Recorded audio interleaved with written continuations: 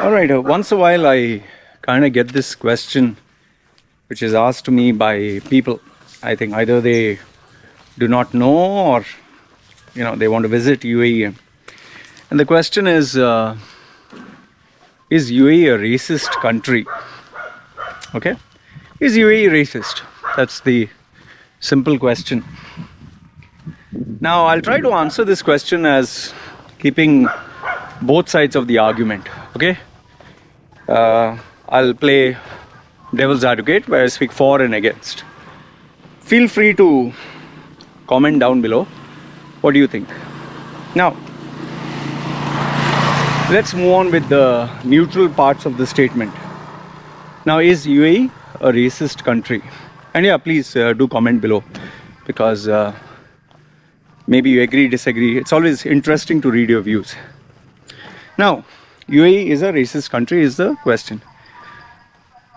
Now, when people ask me this, I always reply to them and tell them, okay, which country is not racist? Is America not racist? Which, of course, it's written in the Constitution. Martin Luther King said no one will be judged on the color of their skin, and wait for these guys to go.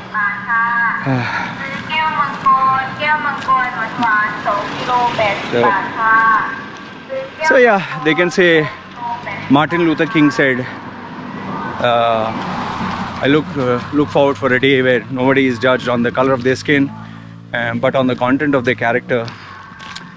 But then on the other hand, we have Black Lives Matter, All Lives Matter. We have court cases where there's racism. So even though a country might say, no, we treat everyone equally, there is a certain degree of racism that individual people have. And when there are groups of people who think alike, they'll have their preferences. For example, let's take Dublin, Ireland, or Scotland. I'm pretty sure you hardly hear of very many racist incidents happening there. But my ex-wife was Irish. There were so many instances with what my Irish wife and her relatives, unknowingly, they didn't do it explicitly, they said and did things that were racist. Like, oh, you eat with your hand, oh, you talk in India. They made fun of my culture, they made fun of the way I eat. They were talking about Indians having funny smell. Now, here's the odd thing. When an Indian says an Indian smells funny, it's not racist. But someone else, American says, or Arab says, or Chinese says, then it's called racism. So which I find stupid. Okay? Like, for example, the African Americans, or I don't know why they say African Americans. It's the Americans who are black. When you watch their rap videos or you hear some comedy movie like Rush Hour, hey nigga, they say, and they sing in their song, I'm going to kill your nigger and this and nigger. When they say it's okay, but if a white guy says or sings the same lyrics, I don't understand this. That's why in Jackie Chan's movie Rush Hour, they show one scene where Chris Tucker and Jackie Chan, they are trying to enter a club. Then this Chris Tucker, he sees this black guy, he says, hey man, nigga, what's it, my nigga, or something like that, and they high five and slap their hand and brother, and he goes in. So Jackie Chan is standing there, he's playing the role of a dumb Chinese, and he doesn't know, and he's like, oh hi my nigga. He says, what the fuck did you call me? And so I can never understand that. So anyway, keeping all that woke sensitivity nonsense aside, so there is no country that is perfect. There's no individual that is perfect, whether it's racism, whether anything. But I can assure you this much. Groups of people and individuals, they do have preferences. Like, for example, me, I don't find black girls or dark girls very attractive. I have dated some of them. I just don't find them attractive. Like, if I were to see a light skin or even a brown skin girl naked versus a dark black skin girl naked, I don't find the black girls so attractive. Now, this is a preference. Now, people can say, yeah, because you're racist. Fine. Then in that case, let's say I see a girl who has a bush down there. And I say, I don't find that attractive. So can you say I'm racist towards bushy women who have a bush in their pubic region? Or let's say I don't find fat women attractive. Am I being racist towards the race of fat women? Or let's say I don't find transgender women, or I don't find lady boys attractive. So am I racist towards the race of... Come on, man, there's always a preference. Okay, so let's, if you're so woke and so sensitive, maybe you should stop watching even my channel or stop being on the internet. You deserve a special place in some sensitive area where everything is woke and sensitive. So there is preferences, there are preferences. And I would tell you explicitly, being an Indian passport holder, our Indians are the most racist. The most racist. It's a fact. North Indians don't like South Indians. East Indians don't like West Indians. Muslims don't like the Hindus. Even they divide people based on political preferences. In fact, in Hindus itself, during marriages you'll see this. Which caste is he? Is he a Brahmin? Oh, he is from the Dalit caste, or he is from the, I don't know if Dalit is the same, he's from the scheduled caste. So that racism exists everywhere. It's inbred in we have our preferences. Beautiful versus ugly, fat versus thin. Okay, so after having said all that, same way UAE, there are these certain quirks which you can say is everywhere. But here's the important thing. UAE allows a lot of things which really make it not the most explicitly racist country, but implicitly. What do I mean by that? Like for example, in South Africa, they had an apartheid system. After the US, South Africa had that. Whites will drink here, blacks will drink here. Blacks will enter from this area. Whites only can apply for this position. Blacks can't apply. So this is explicit. And they're showing it to everyone and they're not afraid. In Dubai, they're not going to tell, obviously, it's not like blacks are here, browns are here, yellows are here. No. UAE doesn't have that. But there are certain establishments that do practice that. I think it was Hard Rock Cafe. Now, Hard Rock Cafe had this policy. Hard Rock or... not Hard Rock. The name is Rock Bottom Cafe. Rock Bottom, which was opposite Burjuman. I don't know where they are now. It was run by an Indian guy. Okay, the owner was Indian, some Shetty guy. It seems that he was some underworld something. I don't know. This is urban legend. I know it because when I tried to go there once with a couple of white guys, this is sorry, members only. The funny thing is, these Gora guys who are with me, they had just come down for a holiday and they let them in saying they are members, even though they were not staying in the country. And me staying in the country, they said members only. And they were like, what the fuck happened? And I was young. I said, it's okay, forget. Okay, they said members only. But later on, one of my other friends came and he said, he's my guy.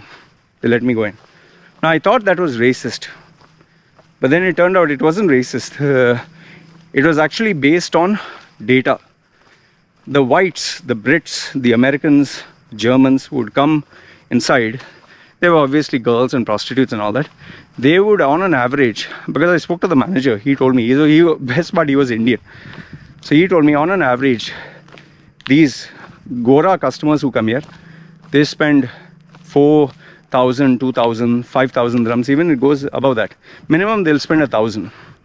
But when I get an Indian, Pakistani, Sri Lankan here, they will buy a soda, or they'll buy a Coca-Cola or Red Bull and sit the whole night. He's saying, so I don't want to fill my club with guys who drink one Red Bull and sit the whole night.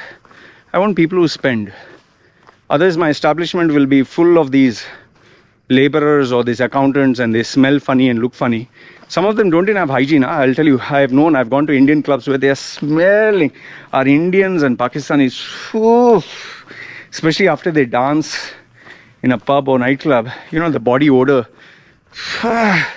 It's like taking, just imagine someone with hairy underarms who doesn't put a deo roll on, and then he puts his underarm, or he puts your nut sack, when you have sex and let's say the perfume wears off and how you get the musky smell, he puts it right up to your nose. Fuck. Whew. I have gone to a nightclub where I almost puked. Just went in. I couldn't take the smell. I was like, I can't bear this. So there's no smoke without fire. There are a lot of our Indians, because the population is why, they don't know grooming. And they don't know shaving their underarm. They don't know putting deo roll on. They just don't know how to control their body odor. Okay.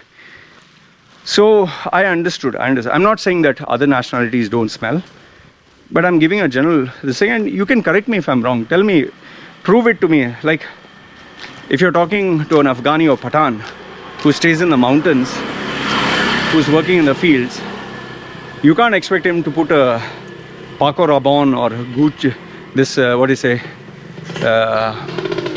Davidoff. You can't expect him to put a signature series perfume. Come on, he'll be like, kya? They call it, oh, spray hai, spray. He'll put, some of them don't even know that they have to put on their skin. They'll put it on their, I've given people perfume. They've taken it, the deodorant, and they have put on their shirt. Some people have seen, it's like this, they spray. So anyway, that education is lacking. So, Dubai, being a business hub, there were before establishment, especially bars and pubs, that had this rule explicitly. So that is where, those days there was no social media, there was no Facebook and WhatsApp, and so people knew that they didn't allow Indians or Pakistanis, they allowed whites. However, if you wanted to come in, they give you a simple option: pay 500 or 1000 at the door, and this could be encashed for alcohol. Now the Brits, anyway, they didn't pay when they entered, but they will blow off money after they get drunk. They're crazy. I know some of them who pay their whole salary, they'll blow their credit cards. In fact, you'll be shocked to know, the patron member who used to go to this club was, I've not taken his name permission, but he was known as a legend in Dubai. I worked with him in a similar company. Let's say his nickname is Poochie like in puppy. This guy, wherever he is big, he's really fat. His stomach comes up to his knees. He's that fat. He could hardly walk. He's that fat. But this guy, any club he would go, they would open the door, the manager would come to the, welcome Poochie, welcome. That guy would blow 1 month's salary in one day. Just fucking blow. He didn't give a fuck. Oh my goodness. And best part is he was Pakistani, but they were part of India, but then their parents migrated to Pakistan, but they stayed, their other families migrated to Pakistan, but they stayed in UAE. They were the second or third generation. So even though he was offered local passport, he said no. He is a very unique character. So this guy used to spend more than what any Gora or white guy used to spend. So he was allowed. So the first part that I'm trying to tell you is, UAE is a country that establishments or outlets, they judge you based on, before they used to judge you based on, okay, spending habits, and they knew Indians spend less and all that. But eventually when they came to know how rich Indians are, they allow you to come in based on your spending habits. So your money decides your net worth in UAE. This is the first part, business. The second part, where UAE can be termed a racist, is especially at workplace. This one I can openly challenge, and it's being done, it's being followed. Same job, the same job. Let's say business development manager, example, or sales engineer. Same job, same responsibilities. It'll be different for an Indian, different for a Sri Lankan, different for Bangladeshi, different for Pakistani, different for, and the biggest difference will be British, American, Australian. I'm not even joking. The difference in the pay scale, I give you one group of nationalities where there's up and down a little bit, and the other one which is massive. In fact, in this government company of Dubai, I know one HR guy. He told me the rates those days. I will not take the name. If I take the name, even if I give you an alphabet, you'll know which company it is. It's a government company, government. One of the largest. This is what he told me. Loy, this position, for example, let's say, I don't know, let's say HR assistant, example. There's an HR guy who showed me the salary structure. HR assistant, the lowest bracket was Bangladeshi, okay, Bangladeshi, African, lowest. So they would offer you, let's say, example, I'm giving you 1,000 dirhams. Next bracket came Pakistani, 1,200. Then came Indian, maybe it'd be 2,000 or 3,000, depending on the education. Indian. After Indian, the next bracket those days was Syrian, Egyptian. They are slightly higher if your education was same, but they commanded a better salary because they knew Arabic. So maybe your qualifications would be less, but the fact that you knew Arabic would give you a better salary. Imagine skill level less, just that you know Arabic, or from a Lebanese would get paid much more because they not only knew English, very classy, okay, very modernistic those days, Lebanese. Higher than that were South African white, okay, higher than South African white. I think the next one came people from Eastern Europe, Russia and all those countries, okay. So it'd be more or less at the same playing field. The only way a South African white would get paid more, provided education was better or he had better fluency. So over the years, the Russians got paid less, South African white got paid more. Then came in, I think, this has been so long ago, man.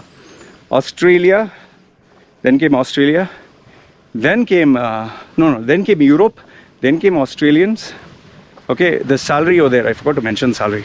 So if an Indian was 2,000 or 3,000, then you had the Lebanese, that would be 4,000 or 5,000. Then you had the South African and educated Russians, which would be, Russians would be, say, those days 5, nowadays 3, same as Indians. The Australians would be 7 to 8. Okay, an Australian junior, huh? So we are talking all juniors. Then came British. The British, somehow, I don't know, from 8 it would go to 12 or 15. Okay, British and Americans were always at the high. They would be 12 to 15, and the educated ones, or the ones with experience, straight away 30. Imagine an educated Indian with experience would take 5, but the same education or same level of the same experience, the Brit would take 18 or 20, okay, 20, 25, whatever, that range. But an Emirati would straight away go for 30,000. So Indian 3, Brit, I think Brit, all that, 15 to 20, Emirati straight away 30, and this is without even a degree. Okay, just diploma or high school. And if you had a degree or masters and you educate abroad, 45, 50. Now, that is only in terms of the package. In terms of working days and working hours, all the lower level Indians and all that, you have to work 8 to 12 hours, sometimes 14. And you have to come 5 days or 6 days a week. Emirati, you come in sharp 8, is to come on time, but then they would drink tea, coffee, they would say their prayers and all that, and they would leave by 4. 8 to 4, whatever. Leave early. 5 days a week. Brits and all this, they would work 5 days a week because 2 days they have to get tan in the sun, have brunch, overpriced, lie on the beach, take a massage, you know, all the expensive stuff. Because this was their life. I'm talking in those days. Today may be somewhat different. So now I'm talking to you what used to happen, like even I think 10 years ago or 20 years ago, 20 to 10 years ago. Today, it's not that explicit. However, 100% there are still these salary structures. Now, where I can guarantee you that it happens is especially the Emiratis, because it's their country. They get paid the highest salaries. In fact, in one of the leading brands, I don't want to say which industry, they have a separate HR department. Same mistake. Non-HR, non-Emirati HR, Emirati HR, different punishments, different holiday schemes, different packages, different compensatory plans for the same position. In fact, my ex-girlfriend, who was working in Emirates Airlines, she was, I think, at level 7 or level 6 or 7. She was taking home 15,000 salary. Don't mind the grade because I can't remember, but it was 5 or 6 or whatever. It was 15,000 salary. A college trainee joined. Imagine, in her department, she's a senior, level 5 or 6, and a college trainee joined. The college trainee was getting 45,000, or I think 35 or 45,000. My ex-girlfriend was driving a small Toyota Echo. This female was driving the latest BMW or, so sorry, Mercedes, you know, that four-wheel drive. And she even had her own parking space. Imagine you're taking a college trainee and she's getting paid more than you. Yeah, this is what it is. Yeah. So if this is not racism, what is this? They don't judge you based on your ability to work. It's based on your passport. Okay. In fact, I have to always ask myself, why a British guy or an American guy has visa on arrival? Indian guy, no, you have to apply for a visa beforehand, show proof of funds, show all this, and then come in. Just to always ask, why this rule? But then I found out this rule is in so many countries because in the end, they don't want all the laborers and all the lower class people coming in. So that is why they would make based on your income level, which is understood. Okay, we have 1 billion Indians. I'm pretty sure if they make visa on arrival for a Western country, that country, United States of America, just imagine if they say Indians visa on arrival, it'll be United States of India. All our Indians will go running. So I understand that. And last, if not the least, I think it's the law. The law is where things get really fucked up. Absolutely fucked up. It is Emirati versus non-Emirati. That's how the law works. See, keep in mind, even if you're rich, even if you're powerful, but an Emirati complains against you, the chances of you winning is slim to none. Because Emiratis have a lot of power. And there are many cases whereby, let's say a non-Emirati is one. I spoke to one guy. He has a Western passport. He took this Emirati to court. This has happened lately. He took this Emirati to court and he won the case. But then when he explained to me how long it took, how much were the lawyer's fees, how much were the court fees, how much was everything, I was like, fuck. It was better you just let that guy take the money and run away. He just did it out of principle. See, the amount of assistance, favoritism and support that an Emirati will get in an Emirati court, in an Emirati police station, in an Emirati judicial system, it's impossible. Like, I'll give you 2 or 3 specific incidents from people I personally know, including my own example, to prove this point to you. This is an actual incident that has happened. This happened when I was in my, I think, 30s.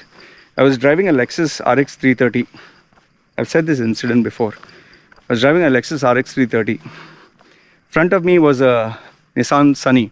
You know, not Nissan Sunny, Nissan, some car which all these Arabs like to drive. We were driving, I think it was a 3-lane road or 2-lane road, in same direction. This side there were shops. See here there are shops, 2-lane. So I'm driving here. You know, some people park their cars here. And this guy stopped here. He has just stopped. He's not moving. And he's talking to his friend. And just empty there. You're not supposed to stop in the middle of the road and chat. So I honked. And he's not bothered. Finally, he did this. He was like this. He lifted his hand like this and just like, fuck off. So I horned and told him, fuck you. Shouldn't have said that because it's not allowed. That time there was no such rule that you can't say fuck you or flip a finger. But I flipped a finger and told him fuck you, and I came, and when I looked at him inside, when I came front, I said, what the fuck, and I drove off. As I was driving front, there was a roundabout, and the exact roundabout is you know where St. Michael's Church, Sharjah. It's called now the mobile phone roundabout or Nesnas roundabout. Later on it came to be known. Now I don't know what is the roundabout. What's the name? So this is before the Sharjah post office. This is a roundabout, and then you go straight ahead is the Sharjah post office. So before that roundabout is this one where the church is, St. Michael's Church used to be there, and before that you get all the Filipino joints, Indian joints. I'm talking of nearly 10, 20 years ago.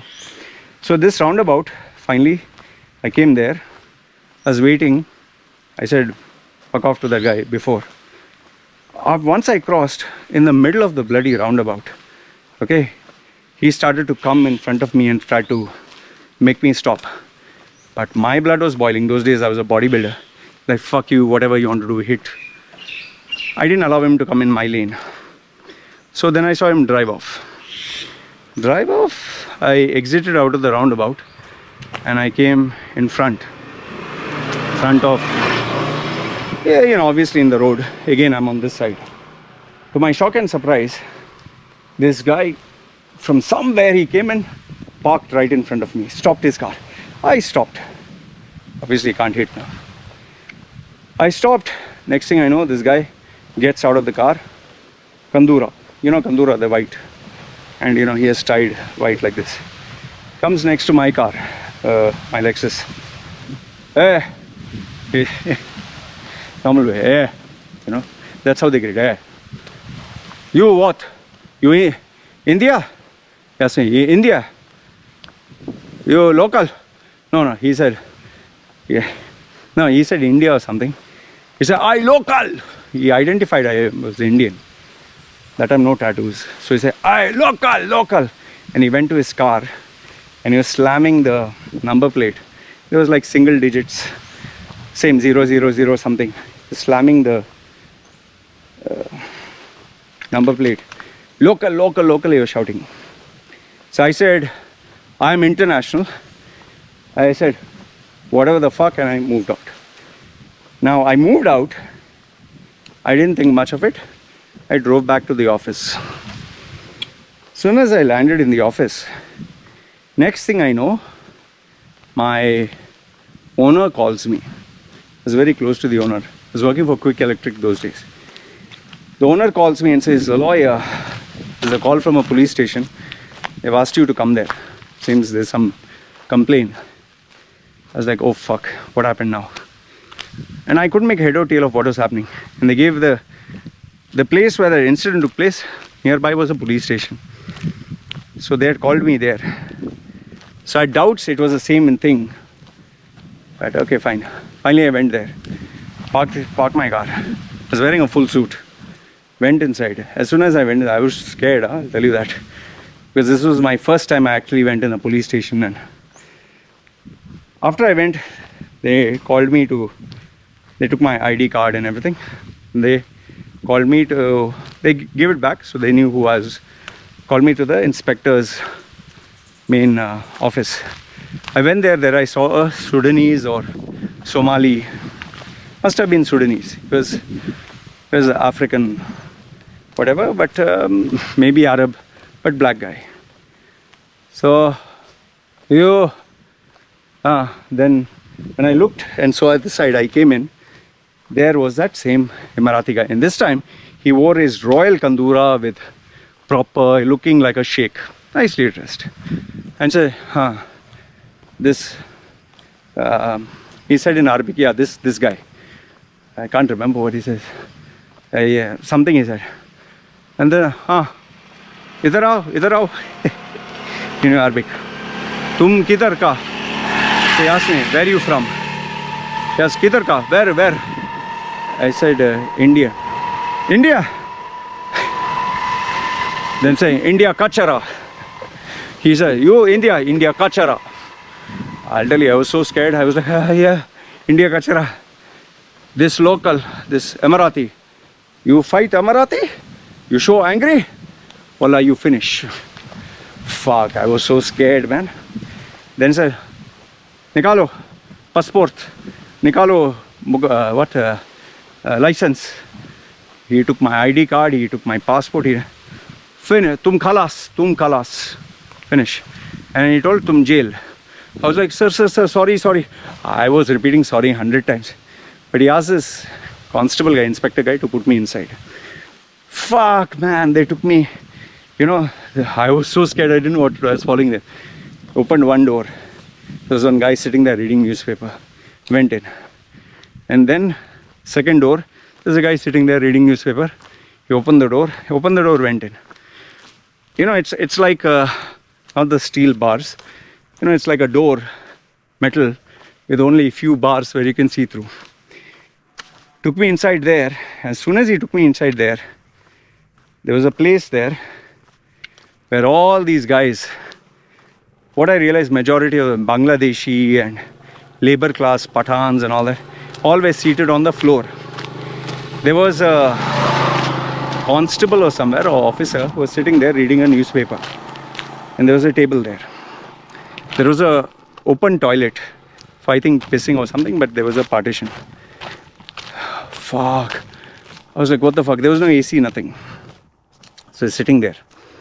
And there was a mutawa, I think Bangladeshi, who was reading the Quran, and a lot of people were sitting around and listening to the Quran. Now, because I was wearing a suit, this guy made me sit on a chair.